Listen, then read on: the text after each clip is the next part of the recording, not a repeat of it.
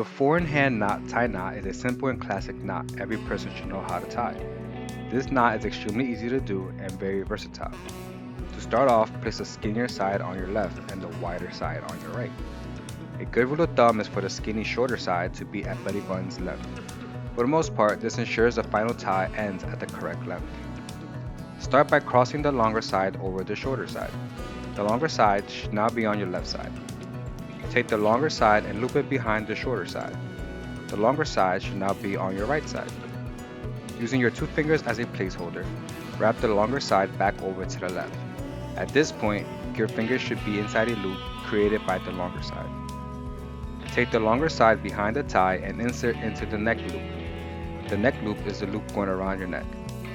Once inside the neck loop, the longer side should come out to the front.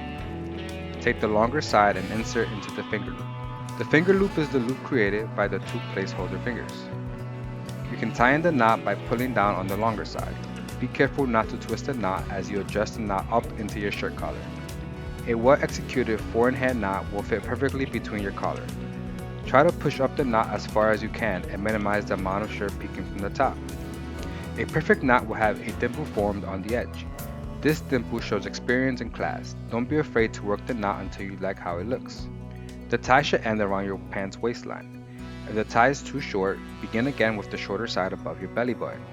If the tie is too long, begin again with the shorter side below your belly button. Tying a knot takes time to perfect. Don't be discouraged if the first time isn't the best looking. Remember, tying this knot gets easier the more you use it. Shop these shirts and accessories with the link in the description down below.